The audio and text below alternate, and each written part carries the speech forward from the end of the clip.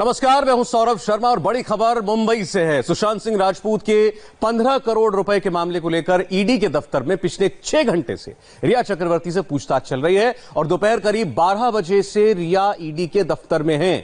तब से ईडी के अधिकारियों के मुश्किल सवालों का सामना कर रही हैं और आज अकेली रिया ही एनफोर्समेंट डायरेक्टरेट के दफ्तर में नहीं है। उनके अलावा सुशांत की बिजनेस मैनेजर रह चुकी श्रुति मोदी से भी पूछताछ हो रही है। श्रुति रिया की भी करीबी हैं और रिया के सीए रितेश शाह भी इस वक्त ईडी अधिकारियों के सवालों के जवाब दे रहे हैं।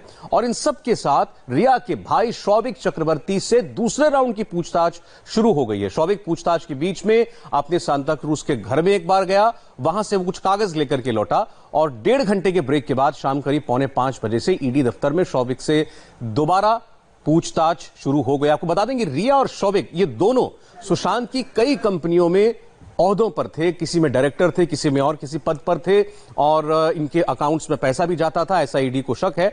और इन सब बातों को लेकर के ईडी इनसे पूछताछ कर रही है। सवाल यह है कि सुशांत सिंह राजपूत के पैसों का हुआ क्या। रिया चक्रवर्ती से ईडी की पूछताछ के बीच एक बड़ी खबर आई है सुप्रीम कोर्ट से। अब केंद्र सरकार ने सुप्रीम कोर्ट में याचिका दाखिल करके खुद को इस मामले में पार्टी बनाए जाने की अपील की है। सुप्रीम कोर्ट में रिया चक्रवर्ती की याचिका पर फैसला पेंडिंग है।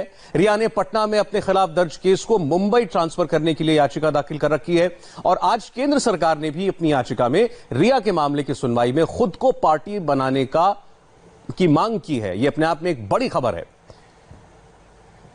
हमारे साथ हमारे कई सहयोगी इस वक्त हैं जो लगातार इस मामले पर नजर रखे हुए हैं। जयप्रकाश सिंह जो कि ईडी के दफ्तर के बाहर मौजूद हैं, वहां रिया से क्या क्या सवाल पूछे जा रहे हैं, लाइन ऑफ क्वेश्चनिंग क्या है, क्या जानना चाहती है ईडी, वो बताएंगे आपको। गोनिका अरोड़ा से हम पूछेंगे कि अब केंद्र सरकार का इस मामले में पार्टी बनने के पीछे क्या तर्क हो सकता है। राजेश सिंह रिया की पूरी फैमिली को शौविक जब आज घर गए थे उन्होंने फॉलो किया है, तो शौविक का इस पूरे मामले से कितना लेना देना है और आज उनसे ऐसा क्या पूछ लिया गया जिसके लिए कुछ कागजात लेने के लिए उनको अपने घर जाना पड़ा। दूसरे राउंड की उनकी पूछताछ जारी है, उनसे पूछेंगे। और आखिरी वीडियो कॉल सुशांत सिंह राजपूत ने प्रोड्यूसर डायरेक्टर्स के साथ की। वो एक नई फिल्म पर काम कर रहे थे, एक नया ऑफर उनके पास था और ये बातचीत हुई है उनकी मौत के ठीक 1 दिन पहले। इसके बारे में डिटेल्स सारी जोयता मित्रा के पास हैं। गोनिका, पहले आपसे पूछना चाहते हैं केंद्र सरकार ने क्या कहा है अपनी अर्जी में। देखिए, केंद्र सरकार की तरफ से कि इम्प्लीटमेंट एप्लीकेशन फाइल की गई। ये एप्लीकेशन तब फाइल की जाती है जब किसी मामले में कोई एक पक्ष पार्टी नहीं होता है लेकिन वो उस मामले में पार्टी बनना चाहता है क्योंकि उन्हें ऐसा लगता है कि उनके पार्टी बनने से शायद केस में जो उनकी भूमिका है, जो इस वक्त महत्वपूर्ण भूमिका है, उसे तो कुछ तरीके से सामने लाया जा सके। क्योंकि केंद्र सरकार इस मामले में तब भूमिका में आई है क्योंकि जब बिहार सरकार की तरफ से ये मामला सीबीआई को ट्रांसफर करने की सिफारिश की गई थी, केंद्र सरकार ने मंजूरी दे दी, जिसके बाद अब सीबीआई ने इस पूरे मामले की जांच शुरू कर दी है। एफआईआर दर्ज की जा चुकी है सीबीआई की तरफ से और अब क्योंकि सीबीआई इस मामले में मुख्य भूमिका में आ चुकी है, इसीलिए अब केंद्र सरकार की तरफ से ये इम्प्लीटमेंट एप्लीकेशन फाइल की गई है सुप्रीम कोर्ट में और केंद्र सरकार इसमें पार्टी बनना चाहता है। और केंद्र सरकार की तरफ से जो कहा गया है कि सही तरीके से जस्टिस हो लेकिन उनके पार्टी बनने से किसी भी पक्ष को किसी तरह का प्रेजुडाइज ना हो, इसीलिए वो इस मामले में क्योंकि जरूरी है, क्योंकि सीबीआई इस मामले में दाखिल हो चुकी है, इसीलिए जरूरी है उनका इस मामले में पक्ष रखना और इसीलिए वो अपने आप को इस मामले में पक्षकार बनाना चाहती है, जिसके लिए अब इम्प्लीटमेंट एप्लीकेशन फाइल की गई है। इससे पहले कैबिनेट जी अपनी बात खत्म कीजिए गोनिका। इससे पहले बिहार सरकार भी इस पूरे मामले में पार्टी नहीं थी लेकिन बिहार सरकार ने भी केवियट इस पूरे मामले में फाइल की और खुद इस मामले में पक्षकार बनी और ये कहा कि उनका पक्ष भी सुना जाए। और इसीलिए अब केंद्र सरकार क्योंकि सीबीआई भूमिका में आ चुकी है तो केंद्र सरकार भी सीधे भी पूरे मामले में भूमिका में आना चाहती है। सॉलिसिटर जनरल तुषार मेहता पहले भी उस दिन पेश हुए थे और उन्होंने सिर्फ इतनी जानकारी दी थी कि सीबीआई को यह मामला सौंपा जा चुका है, केंद्र सरकार ने मंजूरी दे दी है, नोटिफिकेशन जारी हो चुका है और अब आज इम्प्लीटमेंट एप्लीकेशन फाइल की गई है। हालांकि अगले हफ्ते की तारीख लगी है लेकिन अभी तारीख क्या है ये फाइनल नहीं है। लेकिन अब इस मामले को जो विस्तार है वो और ज्यादा बड़ा होता जा रहा है। पहले इस मामले में सिर्फ रिया चक्रवर्ती महाराष्ट्र सरकार ही इस पूरे मामले में भूमिका में थी, बिहार सरकार भूमिका में थी, लेकिन अब केंद्र सरकार भी इसमें भूमिका में आ चुकी है। जयप्रकाश, आपको मेरी आवाज अगर मिल रही है तो आपसे पूछना चाहते हैं कि आपके हिसाब से केंद्र सरकार का क्या लोकल स्टैंड हो सकता है इस मामले में कि वो पार्टी बनने की मांग कर रहे हैं। देखिए, केंद्र सरकार चाह रही है कि वो सुप्रीम कोर्ट में ये बताया कि सीबीआई भी इसमें एक एजेंसी बन गई है जांच करने के लिए। मैं आपको बताऊं कि सीबीआई ने एफआईआर दर्ज कर ली है और बिहार पुलिस ने जो एफआईआर दर्ज किया था उसी एफआईआर की तमाम आईपीसी की धाराओं के तहत सीबीआई ने एफआईआर दर्ज की है, यानी जालसाजी, ठगी, धोखाधड़ी और साजिश। और सबसे अहम बात यह है कि केंद्र सरकार अब तक इस पिटीशन में, रिया की पिटीशन में पार्टी नहीं थी, क्योंकि महाराष्ट्र सरकार, बिहार पुलिस और जो सुशांत सिंह राजपूत के परिवार है वो पार्टी थे। लेकिन अब केंद्र सरकार इसलिए पार्टी बन रही है क्योंकि सीबीआई की जांच इसमें केंद्र सरकार ने बिहार सरकार के अनुशंसा पे कंफर्म कर दी है, एफआईआर दर्ज हो गई है। तो 4 एजेंसी हो चुकी है। ईडी जहां पर हम मौजूद हैं मुंबई के बेलाड पियर में, सीबीआई जो दिल्ली में है और जो गुजरात कैडर के अधिकारियों के साथ पूछताछ शुरू करेगी, मुंबई पुलिस, बिहार पुलिस। आप समझ सकते हैं कि कितना यह मामला जो है अपने आप में महत्वपूर्ण हो गया है। सुशांत सिंह राजपूत की मौत के कारण ढूंढने के लिए 4 एजेंसियां देश की लगातार जुटी हुई हैं कि आखिर एक बड़े अभिनेता ने आत्महत्या क्यों की। चलिए, तो फिर ये भी बताइए कि आज जो ईडी पूछताछ कर रही है, अब 11:50 लगभग 12 बजे से अब 6 बज चुके हैं, 6 घंटे से ज्यादा की इस पूछताछ में ऐसा क्या जानना चाहती है ईडी? देखिए, कल भी जो पूछताछ हुई थी सैमुअल मिरिंडा से, करीब रात को 10:30 बजे तक, 10 बजे तक पूछताछ हुई थी। ईडी जो है उनके डेप्यूटी डायरेक्टर, असिस्टेंट डायरेक्टर और तमाम जो अधिकारी हैं वो अलग अलग पूछताछ कर रहे हैं। 4 मुख्य किरदार आए हुए हैं इस ईडी के दफ्तर में, जिसमें रिया चक्रवर्ती खुद हैं, उनके भाई हैं और इसके अलावा श्रुति मोदी है, रिया चक्रवर्ती की बिजनेस मैनेजर, और रिया चक्रवर्ती के सीए।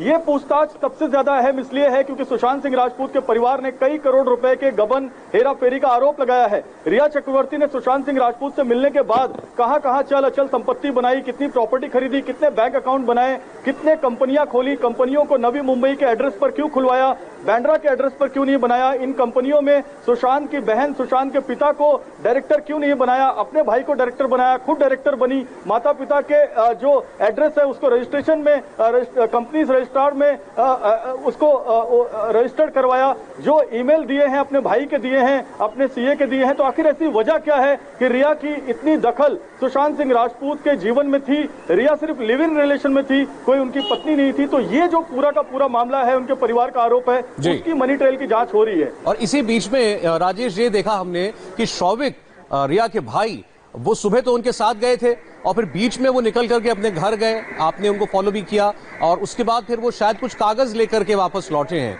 कोई जानकारी मिल पाई आपको? ऐसा क्या पूछा जा रहा है इनसे और कितना दखल था इनका सुशांत के फाइनेंशियल मैटर्स में?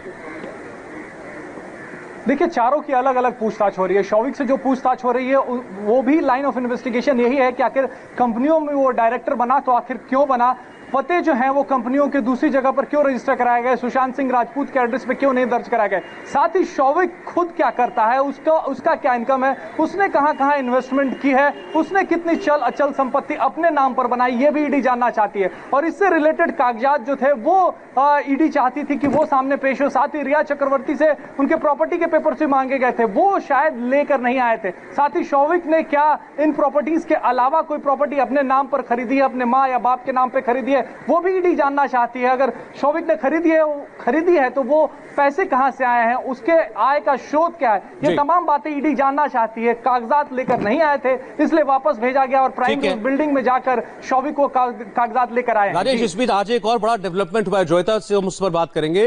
आपकी खबर थी कि सुशांत सिंह राजपूत ने अपनी मृत्यु के 1 दिन पहले जाने माने फिल्म प्रोड्यूसर्स, डायरेक्टर्स से वीडियो कॉल किया था, किसी फिल्म पर उन्होंने डिस्कशन किया था। अब ये समझ में नहीं आ रहा कि जो आदमी 1 दिन पहले तक अपने करियर को इतना सीरियसली लेता हो, कहानियां सुन रहा हो, स्क्रिप्ट्स पर बात कर रहा हो, वो अगले दिन अपनी जान ले लेगा। आज ये बात जोयता हमने उनके वकील से की तो उनको भी यकीन नहीं हुआ। उन्होंने कहा अगर ऐसा है तो अब हमें ये कहने में कोई गुरेज नहीं है कि ये सुसाइड भी हो सकता है और कोई फाउल प्ले भी हो सकता है।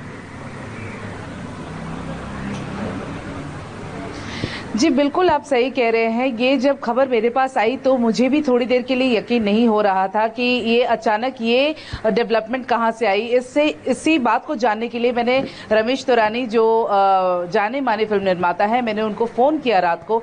मैं जानने की कोशिश की कि क्या बात हुई थी। उन्होंने मुझे फ़ोन पर ये बताया कि ये बात बिल्कुल सच है। 13 तारीख दोपहर को 2 बजे के आसपास एक कॉन्फ्रेंस कॉल किया गया था जिसमें सुशांत सिंह राजपूत राजपूत खुद थे, रमेश तौरानी और फिल्म निर्माता निर्देशक निखिल अडवाणी भी थे इसके अंदर, और जो सुशांत के जो बिजनेस मैनेजर हैं, जो टैलेंट मैनेजर जो थे उदय सिंह गौरी, ये 4 लोग मौजूद थे। फिल्म का एक सिनॉप्सिस होता है, जो शुरुआती जो इनिशियल प्रिलिमिनरी हम बोलते हैं, वो सुनाया गया था सुशांत को। सुशांत को बेहद पसंद आई थी स्क्रिप्ट, और उसके बाद उन्होंने पूरी स्क्रिप्ट की मांग की थी। सिनॉप्सिस उन्हें पसंद आई थी तो पूरी स्क्रिप्ट की मांग की थी।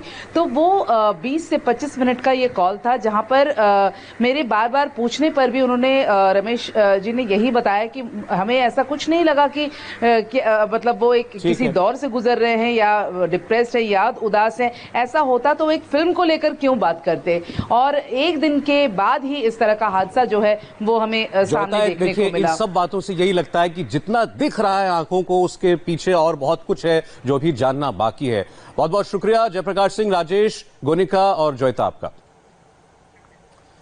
ईडी के कसते शिकंजे के अलावा और भी कई खुलासे रिया और सुशांत से जुड़ी इन्वेस्टिगेशन में हो रहे हैं। इंडिया टीवी के पास रिया चक्रवर्ती की कॉल डिटेल्स हैं। पिछले 1 साल में रिया ने किस किस से कब कब बात की, कितनी बात की, रिया को किस किस ने कॉल किया, हर डिटेल मौजूद है। रिया चक्रवर्ती ने सुशांत सिंह से इस पूरे दरमियान 145 बार बात की। अपने पिता इंद्रजीत चक्रवर्ती से 1192 बार बात की। कितना अंतर है आप देखिए। रिया चक्रवर्ती ने अपने भाई से भी 1000 से ज्यादा बार, 1069 बार बात की। रिया चक्रवर्ती ने इसके अलावा सैमुअल मिरांडा से, जिनसे ईडी पूछताछ कर चुकी है, 287 बार बात की। और सुशांत की बिजनेस मैनेजर श्रुति मोदी से, जो आज ईडी के दफ्तर में मौजूद हैं, उनसे 791 बार बात की है। इसके अलावा सिद्धार्थ पिठानी, वो शख्स जो ये दावा करता है कि उसने सुशांत को फंदे से उतारा था, उससे 100 बार फोन पर बात की है।